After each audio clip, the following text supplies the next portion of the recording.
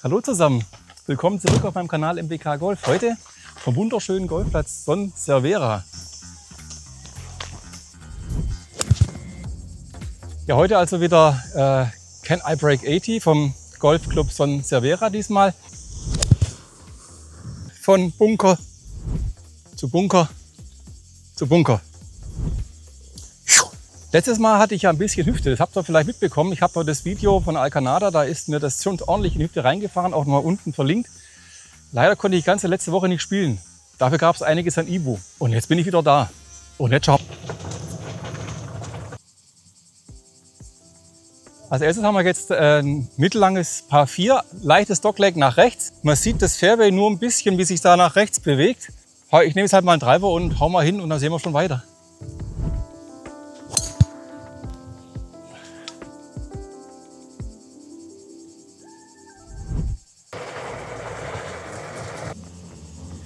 Das wird jetzt gleich mal eine Herausforderung. Ich habe den Baum getroffen und da ist er jetzt. Das heißt, ich muss jetzt hier unterm Baum durch, über den nächsten Baum rüber, an dem Baum vorbei, auf die Fahne. Und jetzt bin ich mal gespannt, was passiert.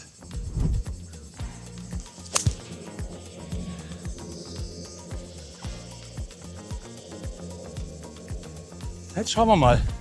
Jetzt schaut mal, der ist tatsächlich auf dem Grün. Ich sehe ihn schon. Wunderbar.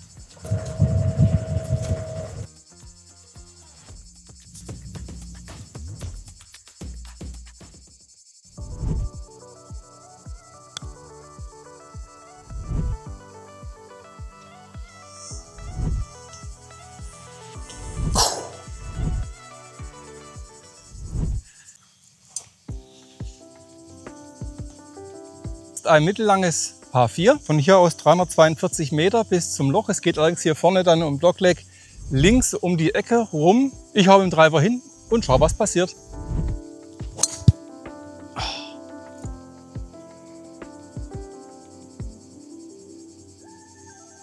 Der hat das falsche Fairway erreicht, aber eine Ausgrenze kann ich jetzt nicht entdecken. Also geht es irgendwie weiter. Ja, wir liegen auf dem Fairway, aber auf dem falschen. Vor der falschen Fahne, meine ist da hinten. Nee. Also heute ist eher die Cross-Golf-Angelegenheit angesagt, glaube ich. Er ist da, nicht schön, aber er geht weiter. Sit. Oh.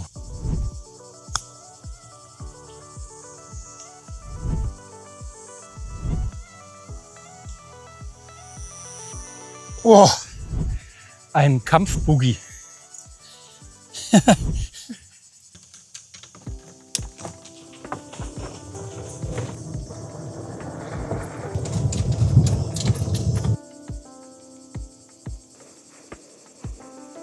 Als nächstes ein wunderschönes Par 3. Schaut mal daher.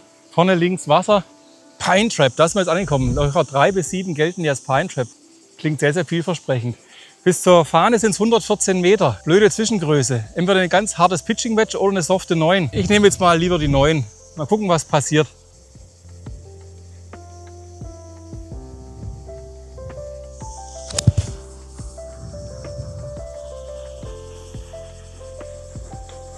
Oh!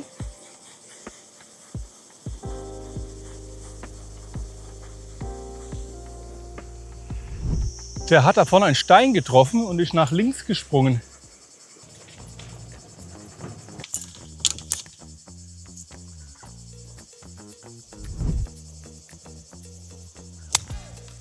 Oh.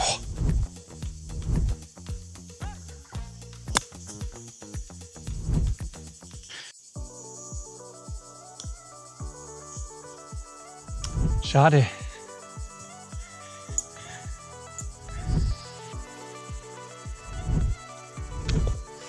Ein Doppelboogie.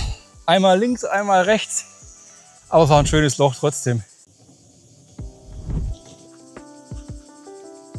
Ein mittellanges Par 4, 340 Meter. Da vorne geht es, glaube ich, ein bisschen den Berg runter, weil das Grün selber sieht man jetzt gerade nicht. Ist ziemlich schmal hier. Aber ich hau trotzdem mal drauf. Mal gucken, was passiert. Ein bisschen ist auf der rechten Seite.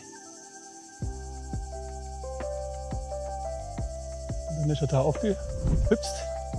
Geht weiter.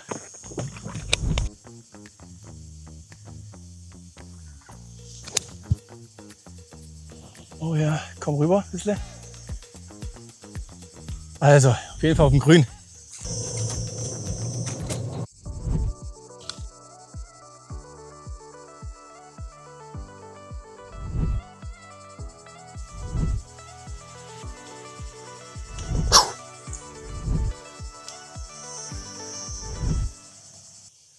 Als nächstes ein Paar 5 geht hier im Dogleg rechts um die Ecke rum.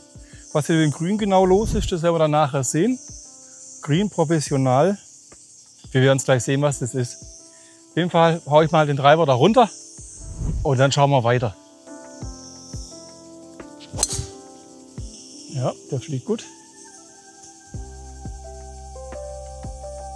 Also, schauen wir mal.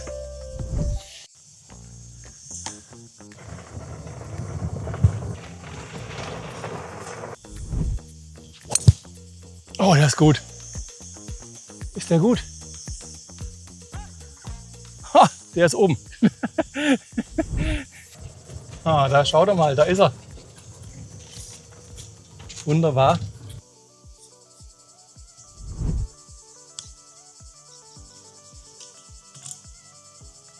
Boah, das wäre es ja noch gewesen.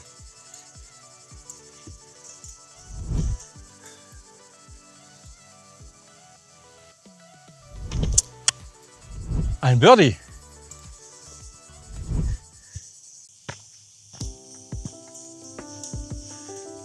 Ja, als nächstes ein Paar 4. Es ist gar nicht so arg lang, von hier 266 Meter bis Grünmitte. Eigentlich dachte ich hier mit dem Holz 5 abzuschlagen, aber ich weiß jetzt auch nicht. Also ich nehme jetzt mal irgendwie ein 5er Eisen und guck, was passiert.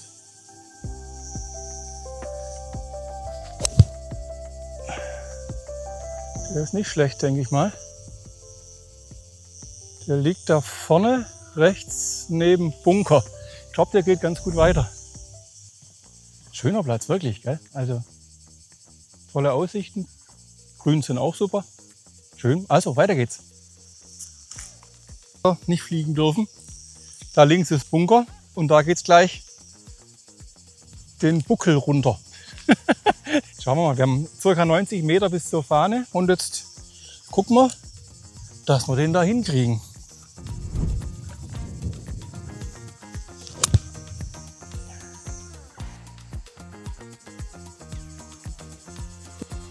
Nichts zu tun gehabt, aber das macht nichts, er ist auf dem Grün.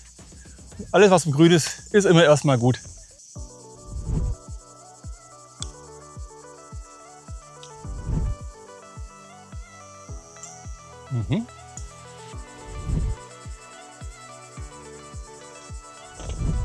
Ein Pärchen.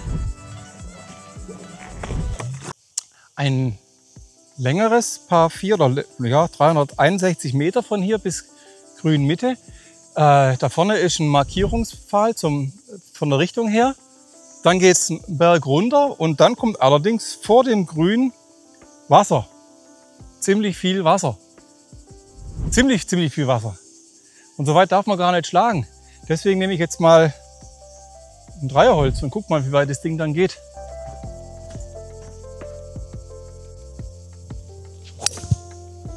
Also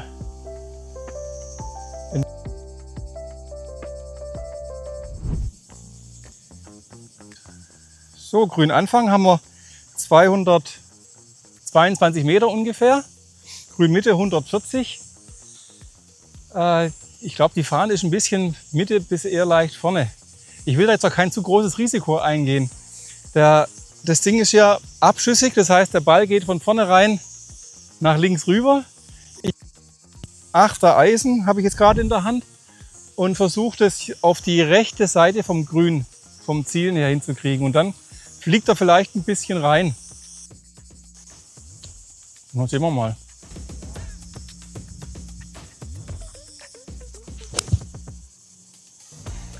Der sieht jetzt nicht schlecht aus. Ja, wie erwartet nach links geflogen, aber es ist ja auf der linken Seite vom Grün. Ich glaube sogar, der hat das Grün gut erreicht.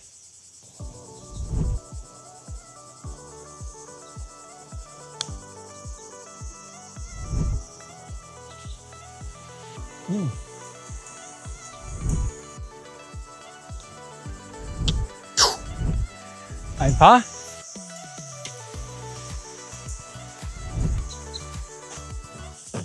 Ja, jetzt verlassen wir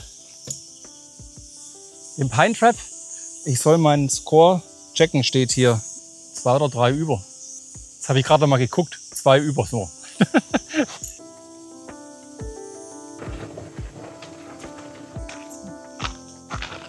Als nächstes haben wir jetzt ein Paar 3. Das geht ein bisschen berg runter bis grün Anfang 137, Mitte 150. Das spielt sich bestimmt 3 bis 5 Meter kürzer durch den Berg runter. Gleichzeitig hat es da aber mächtig Wasser rechts ums Grün rum. Da habe ich auf gar keinen Fall landen. Also ich werde es mal versuchen, mit dem Eisen 7 die linke Grünhälfte anzuspielen. Die Fahne steckt vorne rechts hinterm Wasser, verlockend. Aber ich lasse mich nicht verlocken. Ich will einfach nur den Ball ordentlich runterkriegen und dann schauen wir weiter. Oh, der ist links, der ist ziemlich links. Der ist sogar noch links vom Bunker, der da ist. Gut, aber er geht weiter. Da ist er, der Schlawiner. Pitch über dem Bunker, hinten Wasser. Das sind wunderbare Herausforderungen. Mal gucken, was passiert.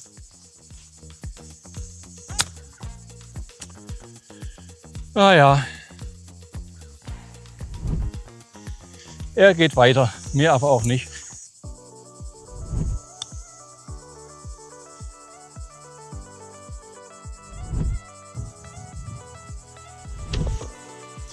Ein Boogie.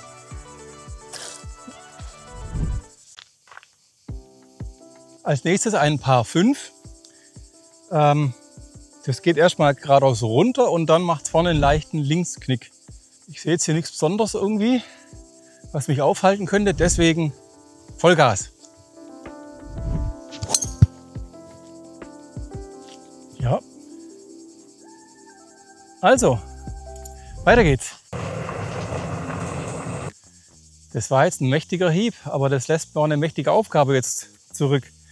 Es sind jetzt 134 Meter bis grün Anfang. Das Grün ist eigentlich da unten. Die Fahne, die sieht man von hier aus nicht. Die Fahne, die ist nämlich in der Verlängerung von dem Balkon da. Ich habe gerade geguckt. Das kann ich ja nicht auf dem Balkon da hochhauen. Das wäre auch ein bisschen blöd. Jetzt gucke ich, dass ich den Ball mit dem Eisen 8 einfach vielleicht da geradeaus da runter tue. Und dann schauen wir weiter.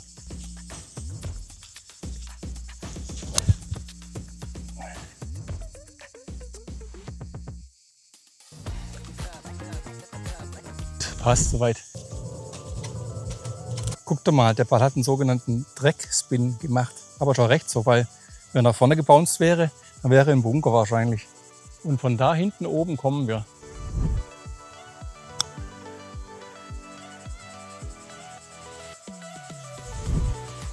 Ja.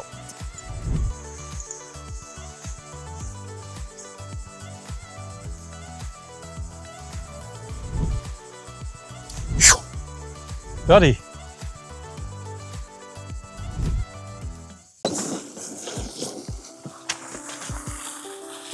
Als nächstes haben wir ein Paar 4, 332 Meter. Geht vorne rechts ums Eck rum, Dockleg nach rechts. Besondere Gefahr sehe ich jetzt hier keine. Also hauen wir hin.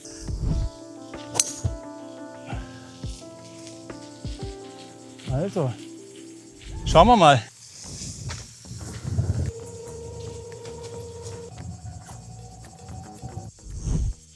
So, dann haben wir jetzt noch 89 Meter bis zur Fahne.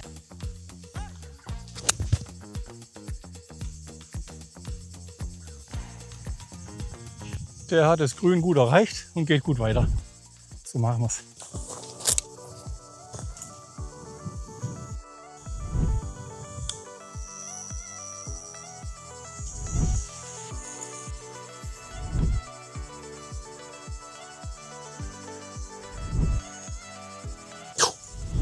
Ein Pärchen.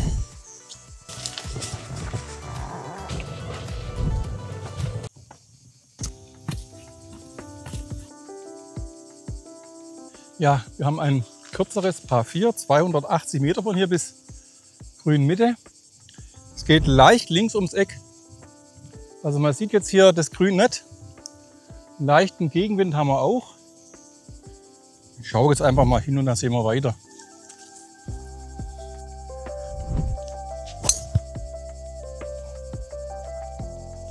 Der fliegt auf jeden Fall erstmal.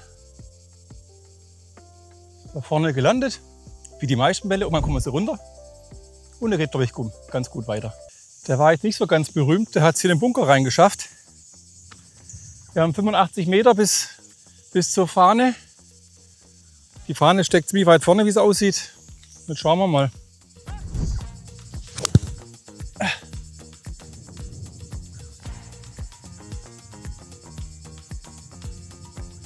Da weiß ich jetzt auch nicht. Der ist links geflogen. Jetzt schauen wir mal. Ja, eigentlich mag ich Spiegeleier nur zum Frühstück. Aber so kann es halt gehen. So ist Golf. Naja. Von Bunker zu Bunker zu Bunker. Der ist dafür umso besser. Jetzt schauen wir mal, was draus wird.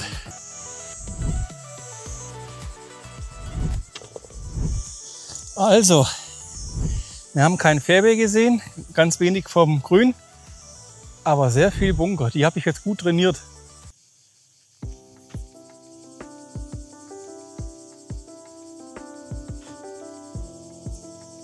Als nächstes haben wir ein mittellanges Par 4, 366 Meter von hier aus bis Grünmitte. Geht ganz soft den Berg runter und hängt leicht nach links, ansonsten ziemlich gerade. Ich hau mal drauf. Fliegt. Das war ein schöner. 28 Meter noch bis zur Fahne. Das heißt, die steckt im hinteren Drittel. Ich halte rechts an und schaue, was wir hinkriegen.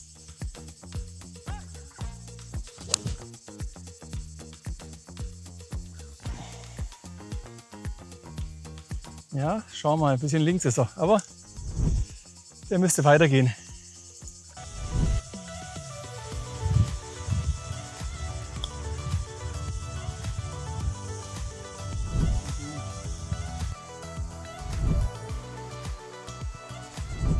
Ah, schade. Aber eine Chance hat er gehabt. Ein Boogie.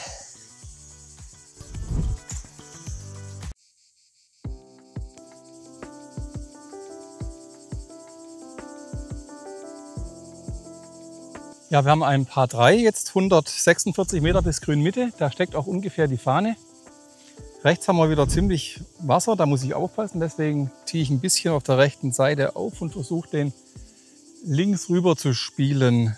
Links kann ich heute irgendwie, glaube ich, gut. Das war jetzt sarkastisch. Links hat aber auch einen Bunker. Den will ich jetzt nicht treffen. Guck doch mal, ein Siegertee. Das hat gerade einer wieder achtlos stehen lassen. Das nehme ich jetzt mit. Das sind die dankbarsten Tees, die es gibt. Oh, der ist tatsächlich links. Jetzt kommt er runter. Schauen wir mal. Habe ich jetzt mächtig eins mit auf den Weg mitgegeben. So weit wollte ich den gar nicht hauen. Links hinten war der sogar jetzt. Jetzt schauen wir mal, was wir da hinkriegen. Einfach wird der nicht. Also, weil wenn man den zu weit vorne auf dem Vorgrün aufkommen lässt, dann wird der wahrscheinlich gar keinen Lauf nach vorne machen. Hau ich den jetzt aufs Grün, dann spritzt der mächtig nach vorne. Das wird auch nichts werden. Also ich weiß es auch gar nicht. Ich lasse ihn trotzdem, ich versuche mal einfach den vorgrünen Bereich noch aufkommen zu lassen und dass er noch ein bisschen Roll macht. Hoffen wir mal. Ja, dem hat 1 Meter oder halber vielleicht gefehlt, aber eine Chance habe ich. Schade. Okay, ein Boogie.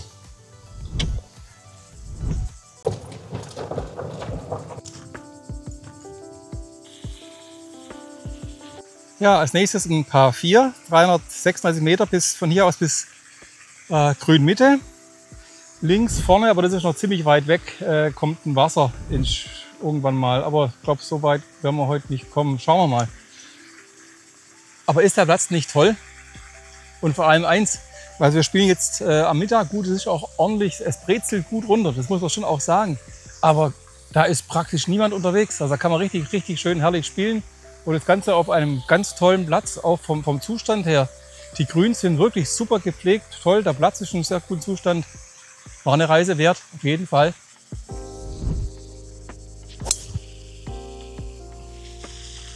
Ja, der biegt ein bisschen nach links. Schauen wir mal. Kommt nicht ins Spiel. Aber ich war Gott sei Dank viel zu weit links. Sonst wäre es ins Spiel gekommen. Ich habe es auf der linken Seite auf das Spiel genommen. Es sind noch 95 Meter bis zur Fahne. Die steckt also quasi fast in der Mitte. Ja. Der ist, glaube ich, nicht schlecht. Oh ja. Den nehmen wir.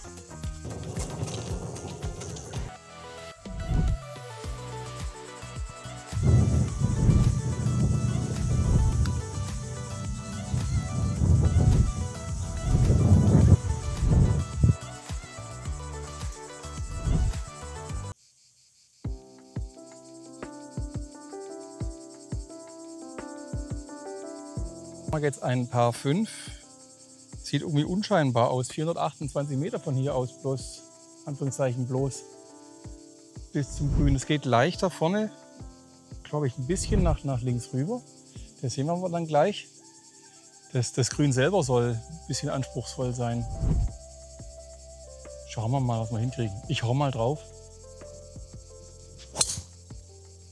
Also das war für mal eine Rakete. Und jetzt schauen wir mal weiter. Kommt er runter? Ja. Also. Ja, von der Rakete war jetzt eher auf der kurzen Seite. Also das sind jetzt gerade mal 218 Meter. Aber das ging minimal den Berg hoch, nicht viel. Aber es hatte auch ein bisschen Gegenwind. Und ich denke mal, wenn der hier, das ist richtig so fluffig, guck doch mal hier. Wenn der da landet, wahrscheinlich ist der irgendwo hier oder hier vielleicht, da ist ein kleines Löchle. Keine Ahnung. Da macht er auch praktisch keinen Roll mehr. Schade. 2 Meter da drüben wäre es Fairway gewesen. Aber so ist es halt. Ich hau weiter drauf.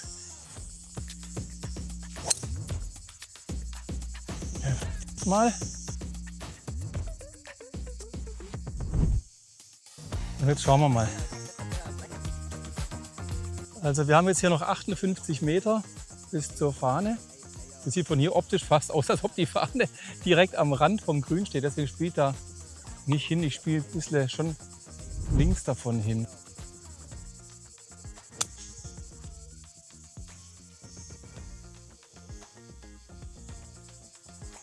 Der war, glaube ich, fast ein bisschen weit.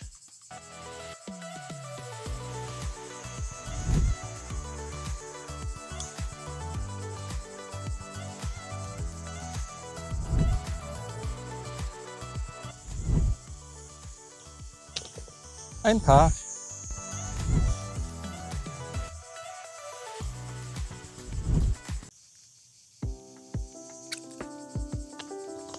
Ja, ein weiteres Par 5 als nächstes. 475 Meter bis Grünmitte. Geht, so wie ich das sehe, einfach nur gerade im Berg runter. Das machen wir jetzt einfach so.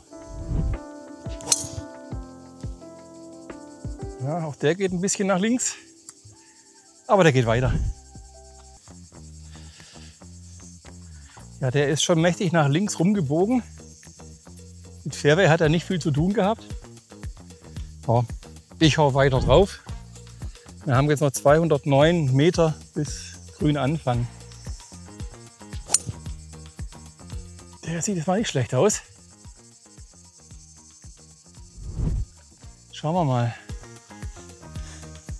Ihr habt es vielleicht von hinten gehört, der hat ein paar Blattwerke getroffen und deswegen liegt er jetzt hier. Aber gut, der geht eigentlich hervorragend weiter. Da gibt es wirklich viel, viel Schlimmeres. Ja? Und jetzt schauen wir mal, dass wir den ja, so ein bisschen so flach vielleicht rein chip-pitchen. Da hinten ist die Fahne. Schauen wir mal.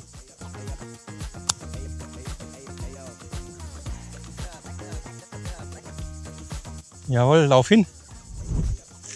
Den nehmen wir.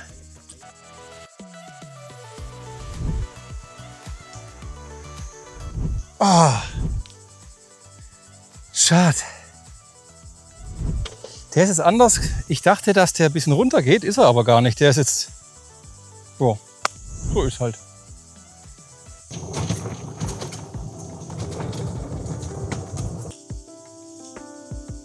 Da haben wir jetzt ein ordentliches Par 4 vor uns. 399 Meter bis Grünmitte. Das heißt Vollgas. Was anderes gibt es da nicht. Das machen wir jetzt auch. Oh ja. Flieg. Der war gut. Guckt mal, das war jetzt echt ein toller Abschlag. Wir sind jetzt hier bei 232, 233 Meter. Hier ist Einschlagloch. Leider nur 1,50 Meter Roll. So kann es gehen. Wir haben jetzt noch 151 Meter bis Grün Anfang. Das Grün ist hinter diesem grünen Zeug geraffelt da irgendwie. Da sieht man die Fahne ein bisschen wedeln. Ja, das ist schon spannend. Jetzt mal schauen.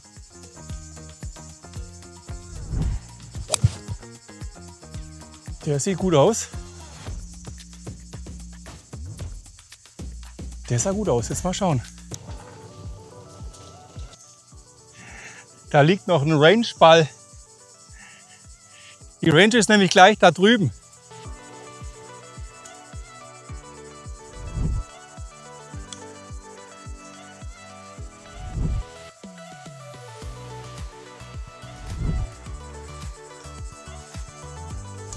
Hui, ein Pärchen. Mit auf den schweren Loch, das ist schon toll. Guckt doch mal da zurück. Also ihr seht, ein tolles Loch. Die ganze Anlage ist echt super. Ist echt eine Reise wert. Also, gehen wir weiter auf die 18.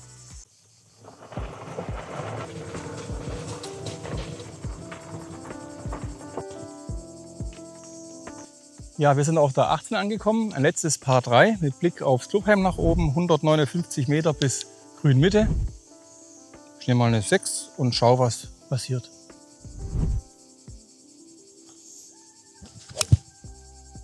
Oh, der ist links. Und wie links? Oh, ist der links. Der ist noch links neben Bunker.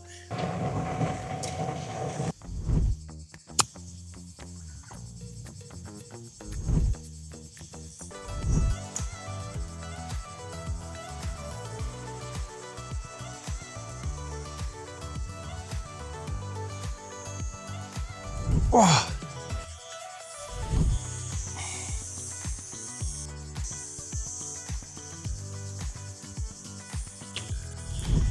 Ja, das war ein Boogie am Ende. Ich schaue mal auf den Score. 78, damit kann man hervorragend leben. War eine super Golfrunde.